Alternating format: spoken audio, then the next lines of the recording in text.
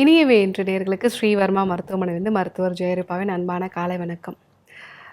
கழுத்து வலி, இடுப்பு வலி இந்த 2 பிரச்சனையும் சமீப காலகட்டமா வயது வித்தியாசமே இல்லாம சின்ன குழந்தைகளுக்கு கூட வர்றத பார்க்குறோம். இதுக்கு என்னலாம் காரணம்? தொடர்ந்து ரொம்ப நாள் வலி வர்றதுக்கு என்னலாம் காரணம்? தசைகள்ல பிரச்சனையா? இல்ல எலும்புகள்ல தேய்மானம் உண்டாயிருக்கா? இல்ல நம்ம எல்லாருக்கும் தெரிஞ்ச ஒரு விஷயம் டிஸ்க் ப்ராப்ளம். ரொம்ப காமனா நம்ம சொல்லக்கூடிய ஒரு விஷயம். இந்த மாதிரி ப்ராப்ளம் இருக்கா? இதுக்கு என்னெல்லாம் சிம்ப்டம்ஸ் இருக்கும்? இத சரி செய்ய என்ன பயிற்சிகள் நம்ம பண்ணலாம்? என்ன மூலிகைகள் எடுத்துக்கலாம்? அத பத்தி நம்ம இன்னைக்கு பார்க்கலாம். நார்மலா நம்ம ஒரு டெஸ்க்ல உட்காந்து வேலை செய்யும் பொழுது, ரொம்ப நேரம் நம்ம ஒரு மானிட்டர் பார்க்குறோம் அப்படின்னா, நம்ம கழுத்து முன்னோக்கி வர ஆரம்பிச்சுடுது. நம்ம ஷோல்டர் கொஞ்சம் குறுகி முன்னோக்கி வர ஆரம்பிக்குது. டோட்டலாவே நம்ம கழுத்து பகுதி நல்லா வளைய ஆரம்பிச்சுருது. இதே பொசிஷன்ல கிட்டத்தட்ட நம்ம ஒரு 5, 6 மணி நேரத்துக்கு மேல வேலை செய்றோம். அதுவும் ரொம்ப ஸ்ட்ரெஸ்ஃபுல்லா வேலை செய்றோம் அப்படின்னா, நம்ம கழுத்து பகுதியில இருக்கக்கூடிய தசைகள் எல்லாமே பலகீனமாக ஆரம்பிச்சுடுது. ஸோ தசைகள் பலகீனமாகும்போது தான் முதல்ல நமக்கு வரக்கூடிய சிம்ப்டம்ஸ் நம்ம கழுத்த மேல் நோக்கி அசைக்கும்போதோ, சைட்ல அசைக்கும்போதோ ஒரு சின்ன சத்தம் நமக்கு கேட்கும். அதே மாரி கழுத்து பகுதியில ஒரு சின்னதா நம்ம அழுத்தம் குடுத்தோம்னா, ஒரு கம்ஃபர்டபுளான ஒரு மனநிலை நமக்கு இருக்கும். ஸோ இது தசைகள்னால வரக்கூடிய ஒரு வலி. இந்த தசைகள் தொடர்ந்து பலகீனமா இருக்கு. அத நம்ம ஓவர் யூஸ் பண்றோம். ஏன்னா இது எல்லாமே ஆன்டி கிராவிட்டி மசில்ஸ்ன்னு நம்ம சொல்லுவோம். அதாவது புவியீர்ப்பு விசைக்கு எதிரா நம்மளுடைய தலைய நிலைச்சு வைக்கக்கூடிய ஒரு தசைகள். ஸோ இதுக்கு நம்ம ரெஸ்ட்டே குடுக்காம தொடர்ந்து இந்த மாரி வேலைகள் செய்யும் பொழுது, அங்க இருக்கக்கூடிய தசைகள்லாம் ஸ்டிஃப் ஆக ஆரம்பிக்கும். ஸோ இப்போ வலி வரும். அடுத்து இந்த தசைகள் தொடர்ந்து நம்ம ஸ்டிஃப்பா இருக்கும் பொழுது, அங்க இருக்கக்கூடிய அ அந்த ஜவ்வு பகுதியும் வெளிநோக்கி வர ஆரம்பிக்கும். ஸோ அந்த சமயங்கள்ல அது கழுத்துலேருந்து கைக்கு வரக்கூடிய நரம்புகளையும், காலுக்கு வரக்கூடிய நரம்புகளையும் பாதிக்கும் பொழுது தான் கைகளுக்கு அந்த வலி பரவ ஆரம்பிக்கும். ஸோ அது எந்த இடங்கள்ல அந்த பாதிப்பு இருக்கு? முக்கியமா பார்த்தீங்க அப்படின்னா, C5, C6க்கு இடையில இருக்கக்கூடிய C6 நர்வ பாதிக்கும். அதே மாரி C7 இந்த நர்வ்ஸ அது பாதிக்கும் பொழுது, நமக்கு கை பெருவிரல்கள்ல மட்டும் நல்லா வலி பரவக்கூடிய தன்மை, அங்க மரத்து போகக்கூடிய ஒரு தன்மை இருக்கும்.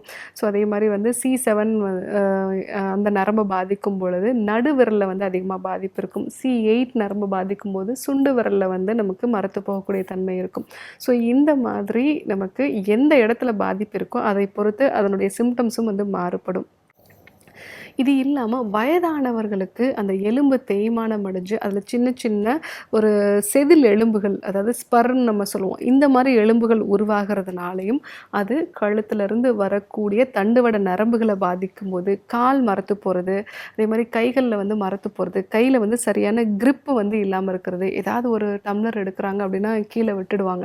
ஸோ அதே மாரி பார்த்தீங்க அப்படின்னா, கை நல்லா தேள் கொட்டுற மாரி கடுக்குது அப்படின்னு சொல்லுவாங்க. இது எல்லாமே அந்த மாரி ஸ்பர் இருந்து, அதாவது எலும்பு சிதல்கள் இருந்து, அது தண்டோட நரம்புகள பாதிக்கும்போது வரக்கூடிய ஒரு பிரச்சனை. ஸோ இந்த மாதிரி கழுத்து வலி தசைகள்னால வந்தாலும் சரி, அதே மாரி அது தசை பாதிப்பு அதிகமாகி அது ஜவ்வு விலகல உண்டாக்குறதுனாலும் சரி, இல்ல வயதான காலகட்டத்தில எலும்புகள் தேய்மானம் அடைஞ்சு, அதனால சின்ன சின்ன சிதிலமடைஞ்ச எலும்புகள் உருவாகி, அது தண்டுவட நரம்புகள பாதிக்கிறதா இருந்தாலும் சரி, ஸோ நீங்க முதல்ல பண்ண வேண்டிய ஒரு விஷயம், எப்பல்லாம் வாய்ப்பு கிடைக்குதோ அப்பல்லாம் உங்களுடைய தண்டுவடத்த நல்லா ஸ்ட்ரைட்டா வச்சுக்கிட்டு, உங்களுடைய கழுத்து பகுதிய வலதுபுறமா நீங்க திருப்பி, நல்லா ஆழமா 6 முறை மூச்ச உள்ள இழுத்து விடணும். ஸோ இந்த மாதிரி நம்ம தண்டுவடத்த ஸ்ட்ரைட்டா வச்சு, நம்மளுடைய நாடி பகுதிய டக் பண்ணணும்னு நம்ம சொல்லுவோம். உள்நோக்கி நம்ம கொண்டு போகிறது. ஸோ அந்த மாதிரி பண்ணிட்டு, அதுக்கப்புறமா வலதுபுறமா கழுத்த திருப்பி 6 முறை நல்லா மூச்ச உள்ள இழுத்து போடும்பொழுது, நம்ம என்ன மைண்ட்ல வச்சுக்கணும் அப்படின்னா, நம்மளுடைய கழுத்து பகுதிக்கு அதிகமான அளவு பிராண சக்திய குடுக்குறோம். அதாவது நம்ம அதிகமான அளவு காற்ற நம்ம அங்க குடுக்குறோம் அப்படிங்கிறத ஒரு அஸ்யூம் பண்ணிக்கிறது நல்லது. ஸோ அந்த மாரி பண்ணிட்டு, வலதுபுறமா ஒரு 6 முறை, அதே மாரி இடதுபுறமா மெதுவா கழுத்த திருப்பி, அதே மாரி 6 முறை ஆழ்ந்த சுவாசம், அதே மாரி தலைய குனிஞ்சும், அதே மாரி தலைய அண்ணாந்தும். இந்த பயிற்சிய நம்ம ஒரு நாளைக்கு 4, 5 முறைக்கு மேல நம்ம பண்ணும் பொழுதே, நம்ம கழுத்து பகுதியில இருக்கக்கூடிய தசைகளுக்கு நல்ல ஒரு ஸ்ட்ரெச் கிடைக்கும். அதே மாரி நம்ம கழுத்த கொஞ்சம் டக் பண்ணி தான் நம்ம திருப்புறோம். ஸோ அந்த நிலைகள்ல நம்ம தண்டுவடமும் நல்ல ஒரு அதனோட அலைன்மெண்ட் கரெக்ட்டா வரும். ஸோ இத நம்ம தொடர்ந்து பண்ணும் பொழுது, நமக்கு அந்த கழுத்து பகுதியில இருக்கக்கூடிய வலி கொஞ்சம் கொஞ்சம் கொஞ்சமாக குறைய ஆரம்பிக்கும். கூடவே மகாராஜா தைலம் வந்து எல்லா மருந்து கடைகள்லையுமே கிடைக்கும். ஸோ அதையும் வந்து நீங்கள் வாங்கி தேய்ச்சி கொஞ்சம் மசாஜ் மாதிரி பண்ணுறதும் உங்களுக்கு வலிகளை குறைக்கிறதுக்கு ஹெல்ப்ஃபுல்லாக இருக்கும். ஸோ கூடவே குறுந்தொட்டி வேர் சூரணம். ஸோ இதுவும் வந்து நாட்டு மருந்து கடைகளில் கிடைக்கும். ஸோ இது வந்து ஒரு 1/4 டீஸ்பூன் அளவு வெதுவெதுப்பான வெந்நீரோட சேர்த்து எடுத்துக்கும் பொழுது தசைகளில் உண்டாகக்கூடிய வலிகள் எல்லாத்தையுமே வந்து குறைக்கக்கூடிய ஒரு தன்மை இருக்கும். ஸோ கழுத்து வலி அப்படிங்கிறது சின்ன குழந்தைகள்லேருந்து இன்றைக்கு வயதானவர்கள் வரைக்குமே இருக்கக்கூடிய ஒரு முக்கியமான பிரச்சனை.